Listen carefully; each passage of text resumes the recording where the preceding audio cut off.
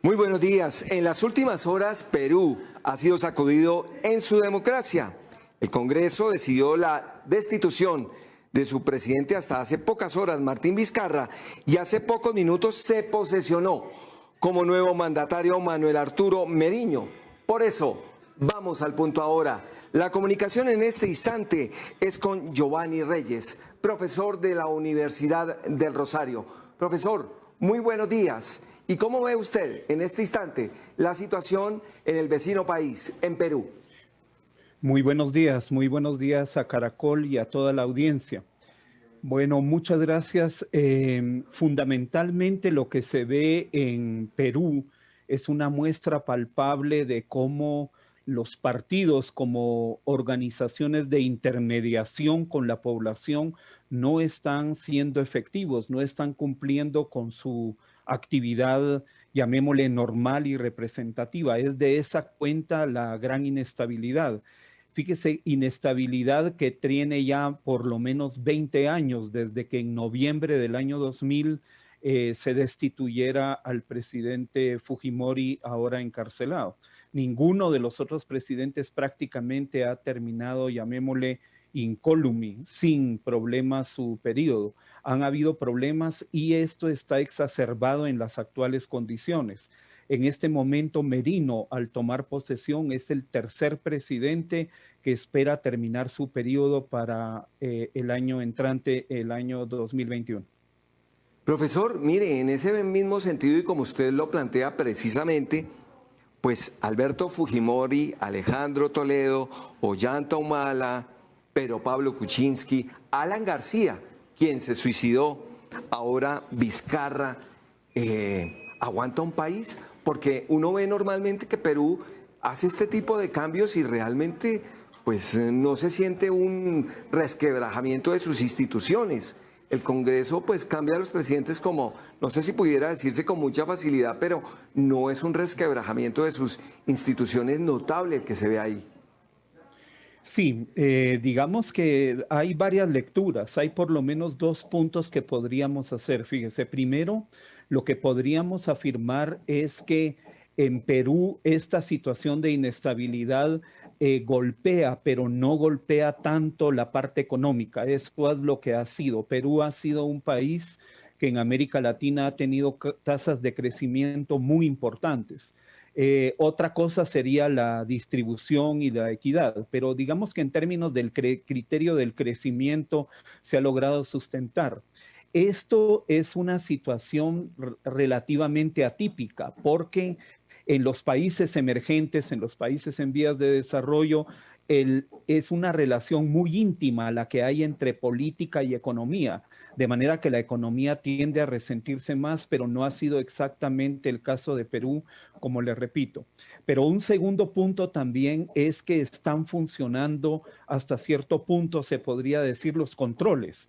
Hay otros países en los cuales los presidentes tienen comportamientos erráticos, por decirlo de una manera pues cortés, han tenido problemas con la justicia y siguen y continúan y montados sobre todo en esta cuestión del denominado populismo, nosotros podemos ver que continúan con gran apoyo de la población.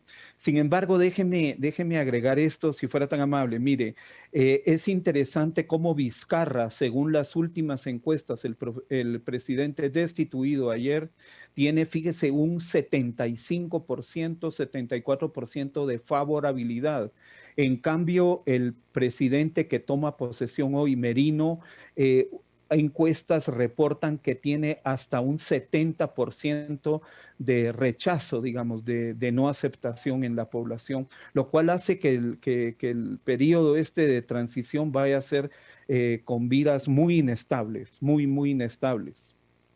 Profesor Reyes, y precisamente como usted lo plantea, esos niveles de popularidad de Martín Vizcarra en la mañana de hoy, antes de la posición del nuevo presidente Merino, pues hubo disturbios en el centro de Lima. La gente se enfrentó a la fuerza pública y estaba en contra del nuevo presidente y sobre todo del cambio del presidente. Sí, en efecto, pero es que fíjese que vemos, digamos, la situación déjeme contarle esto para tratar de explicar, digamos, lo que ha ocurrido. Realmente Vizcarra era el vicepresidente de Kuczynski. Kuczynski gana del 16 por muy pocos votos con Keiko Fujimori. De manera que el país estaba muy dividido, muy polarizado. Luego se destituye a Kuczynski por cuestiones de corrupción. Realmente lo que ocurrió no fue un proceso de destitución. Cuando Kuczynski sintió en el año 2018 que tenían los votos para poder hacer la destitución, él opta por la renuncia. Además, Kuczynski realmente era más bien un personaje técnico, llamémosle así, un técnico. Muy bien, entonces, por una parte eso, cuando llega Vizcarra se da cuenta de un problema estructural que ellos tenían. No tenían mayorías en el Congreso, no tenían un respaldo. Por una parte. Por otra parte, al parecer, el Congreso tiene problemas de corrupción. Fíjese que el mismo Vizcarra lo dice ayer. Hay por lo menos 63 parlamentarios peruanos que están teniendo problemas con la justicia, que están teniendo procesos legales. Y él dice, y ellos son los que me van a destituir a mí. Entonces, por una parte eso, de manera que al saber Vizcarra, cuando llega al poder en marzo de 2018, que no tiene una base y que hay una apreciación de corrupción en el Congreso, no nos olvidemos que él intenta disolver el Congreso en septiembre del 2019. El Congreso trata de destituirlo, pero al final se disuelve y hay nuevas elecciones de Congreso. El nuevo Congreso toma posesión ahorita prácticamente en enero y viene lo de la pandemia. Es un Congreso en el cual dominan grupos minoritarios en general, digamos de características más populistas, en el sentido que hicieron campaña diciendo cosas que la gente quería escuchar en ese momento. El problema es que Vizcarra no tenía mayor base de apoyo en el legislativo con ellos. Y ellos decidieron primero intentar una situación de destitución, no nos olvidemos, el 18 de septiembre pasado, pero no lograron los votos y ahora sí logran los votos y lo destituyen. Así es la segunda oportunidad en que lo intentaban, lo lograron. ¿Están pasando en todo caso una cuenta de cobro al expresidente Vizcarra? Sí, yo creo que le están pasando, en primer lugar, hay varias tesis. Mire, una es una cuenta de cobro, pero como no lo han podido destituir por una cuestión de corrupción durante este tiempo, realmente la situación que presentan contra Vizcarra fue algo que él hizo como gobernador de una provincia del sur del año 2011 al 2014, cuestión que no está juzgada, pero ese fue, digamos, la causal o el motivo para la destitución, por una parte. Otra tesis que se maneja es que los diputados, este es un régimen de transición con Merino, porque el año entrante tendrían que haber votaciones y el 28 de julio del año entrante tendría que tomar posesión un nuevo presidente.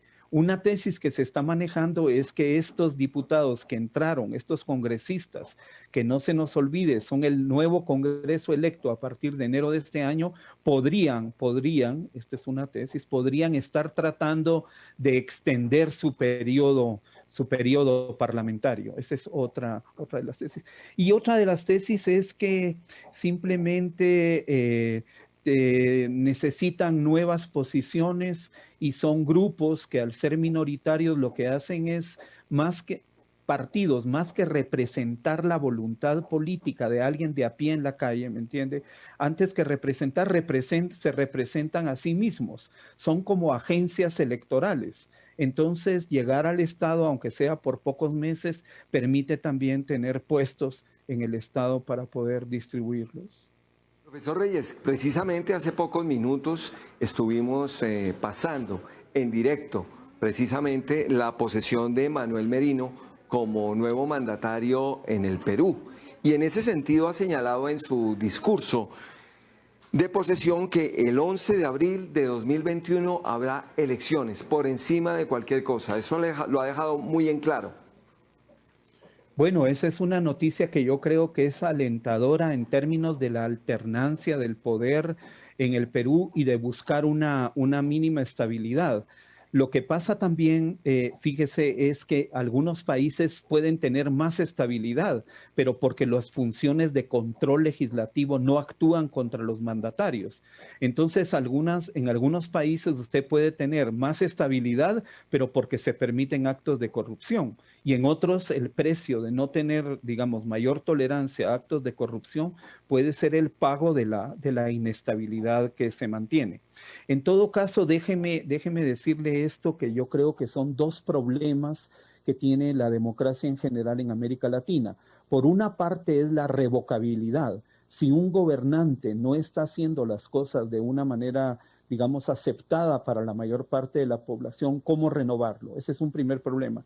Y el otro problema es la intermediación, que los partidos políticos no representan los intereses de la gente de a pie en la calle. La gente de a pie, digamos, no se siente representada en sus intereses, en sus objetivos por una opción política. Al no ocurrir esta representatividad de los partidos políticos, la democracia se debilita y estos partidos pasan a ser agencias electorales y pasan a ser entidades en las cuales van a terminar representándose ellos mismos, en este caso los legisladores.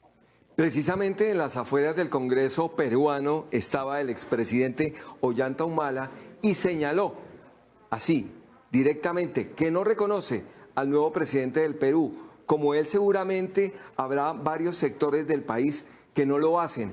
Estos meses van a ser muy difíciles, enero, febrero, marzo, abril, diciembre, noviembre. Tenemos más o menos 6 meses que serán de una transición, en todo caso, difícil en medio de la corrupción y de todos los antecedentes, incluido el suicidio de Alan García, que pesa mucho. Yo creo que sí, yo creo que pesa mucho porque una cosa es tener diferencias, fíjese que esto es parte de la civilización y la democracia, una parte, como yo lo veo, una parte, una cosa es tener diferencias ideológicas, diferencias en la política económica, en la política social, en la política de participación de los diferentes grupos. Eso es una cosa, pero otra cosa es desearle la muerte a otro ser humano o incluso es lamentable pues la situación del suicidio, aunque ahí también hay varias tesis, digamos, que se manejan. Pero yo creo que eso sí es intolerable, o sea, llegar a una situación de esa naturaleza, me parece que ya la pérdida de vida de seres humanos está en contra de lo que es un mínimo rasgo de la situación democrática en serio, si queremos verlo de esa manera. Profesor, el resquebrajamiento comenzó con Alberto Fujimori. Hoy en día está Keiko Fujimori y seguramente se va a volver a presentar, va a volver a estar ahí en la contienda presidencial. ¿Cómo ve usted esa situación, la posibilidad de Keiko Fujimori y su posibilidad también de llegar a ser la presidenta de los peruanos? Sí, usted tiene razón, es bastante probable que pueda lograrlo porque recordemos que con Kuczynski, el primer presidente de los tres, digamos, de este periodo del 16 al 21, Kuczynski, Vizcarra y ahora Merino, ella perdió por muy pocos votos. El problema, mire, fundamentalmente son las políticas económicas que se va a hacer. En la medida que un gobernante trata de impulsar mayor producción, mayor productividad, pero trata de abrir mayores oportunidades para los diferentes sectores. Yo creo que la política fundamentalmente debe apoyarse en el fortalecimiento de las instituciones, en la presencia del Estado, sobre todo en América Latina, en las áreas rurales. En muchos países de América Latina hablamos de dos tipos de países, por ejemplo Colombia, o podemos hablar también Perú. Perú, el Perú urbano que tiene más servicios, más acceso de instituciones y el Perú rural. Un Perú, digamos, que vive en términos de marginalidad. Una política económica inclusiva tenderá a generar iguales oportunidades o equidad, llamémosle, equidad en las oportunidades para toda la población, entendiendo que la equidad es el trato justo a las diferencias. Si somos equitativos, no tenemos que ser necesariamente iguales, sino darle un trato justo a las diferencias, dándole mayor protección o discriminación, llamémosle positiva, a aquellos que están en situación de mayor marginalidad. Profesor, ¿cómo se explica ese tema precisamente que usted plantea, la marginalidad, el tema de la población en general en el Perú, que en todo caso pues está marginada. Eso es indudable. Estoy hablando de la población en general. Ujú, ¿Cómo ujú. se explica ese fenómeno frente a esa fortaleza que en todo caso existe en la economía y a ese resquebrajamiento con 7, 8 presidentes en los últimos 20 años que han pasado en medio de escándalos de corrupción? Sí, mire, digamos, por una parte, digamos, en el plano económico, es muy importante que un país crezca económicamente, la población está creciendo, necesitamos bienes y servicios, pero no es un crecimiento cualquiera, digamos, sino el crecimiento que lo que deseamos hacer es el crecimiento que es un medio para que se abran más oportunidades para la gente. Y esas oportunidades se abren por la vía del empleo y la vía del fomento de las empresas, la vía del fomento del emprendimiento, que haya seguridad, que hayan factores de competitividad de un país. Está muy estudiado, hay 6 factores de competitividad de un país, pero fundamentalmente el crecimiento como un medio para abrir empleo, abrir emprendimiento, formar nuevas empresas y de esa manera consolidar el entramado económico social. Digamos, esa es una parte. Un gobierno que posibilita eso está posibilitando, digamos, la legitimidad concreta, la legitimidad real, logra la legitimidad real. En cambio, hay gobiernos que solo se contentan con la legitimidad formal, la cual es indispensable. Ganar con los votos en las elecciones es indispensable, pero no es suficiente. Un buen gobierno, como le digo, trata de fomentar un crecimiento que sea inclusivo, un crecimiento que sea sostenible en lo económico, pero también en el caso de América Latina que sea sustentable en lo ecológico y equitativo, llamaríamos, en lo social. Profesor Reyes, 2 inquietudes finales. La primera, ¿qué le espera al nuevo presidente Merino en estos 6 meses? ¿Cuáles son sus retos principales? Además de entregar un país para elecciones, para democracia, uno. Y segundo, ¿qué le espera al nuevo mandatario elegido por voto popular el próximo abril, en abril de 2021? Esas 2 últimas inquietudes, profesor. Sí, con mucho gusto, con mucho gusto. Mire, déjeme decirle, primero, yo creo que todo esto está también en un contexto, no nos olvidemos del coronavirus, del COVID-19. La pandemia nos ha marcado y la pandemia no va a generar condiciones. La pandemia generará condiciones en las cuales el retorno a la normalidad será un retorno a la normalidad, pero no exactamente como la conocíamos antes. El virus es una cadena de ARN muy estable, el virus está presente. La última cifra que yo tengo es de que en Perú, por ejemplo, están llegando casi al 32.000, 33.000 muertos. Los contagios estarían llegando a 920.000. Entonces, la pandemia es una situación que indudablemente, con la cual indudablemente tiene que lidiar el nuevo gobierno. La otra cuestión es la situación de la estabilidad y la aceptación de la gente. El Congreso puede haber actuado de manera legal, pero la cosa es que la gente, hay bastante población, le repito, por ejemplo, se tienen números de que el rechazo hacia Merino es del 70%, cuando la gente veía, digamos, con aprobación de un 74% a Vizcarra. Entonces, la aceptación de esa transición. Y luego yo creo que sí, a él lo que le queda es tratar de decir que la situación no se va a extender, digamos, de las votaciones más allá de abril. En abril serían las votaciones y la toma de posesión del nuevo presidente estaría siendo en julio de 2021. Esos serían, digamos, los retos en función del nuevo presidente que ha asumido. La segunda pregunta, si me la puede repetir, por favor, se lo agradecería. La segunda pregunta está referida precisamente a los retos del nuevo mandatario, el que llegue el próximo 21 de abril. De acuerdo. El 21 de abril, digamos, en julio de 21 de abril, yo creo que los retos serán nuevamente cómo reactivar la economía del país o cómo fortalecerla en tanto crecimiento, pero también en tanto abrir oportunidades para la mayor parte de la gente. Nosotros sabemos que los países que funcionan, que tienen sociedades funcionales, son fundamentalmente países en los cuales las instituciones propician que la población se incorpora, fíjese, se incorpora a ese esfuerzo de desarrollo del país, tanto en lo económico como en lo social, y se generan mayores oportunidades, sobre todo para sectores que las necesitan para salir adelante, especialmente en términos de educación. Educación es fundamental. Lo más importante que tiene un país o una empresa es el recurso humano. ¿Por qué un país es como es? Es por el recurso humano, por sus elementos culturales, por la historia que ha tenido y las condicionantes físicas del país en sí mismo. Profesor Giovanni Reyes, pues le agradezco mucho su atención con Noticias Caracol ahora, su explicación acerca de este proceso democrático que se está adelantando y llevando a cabo en el vecino país, en Perú. Muchas gracias por todas sus claridades, por sus argumentos, por su explicación. Muy amable. Muchas gracias a Caracol. Son ustedes muy gentiles. Un buen día. Muchas gracias. A usted muy gentil.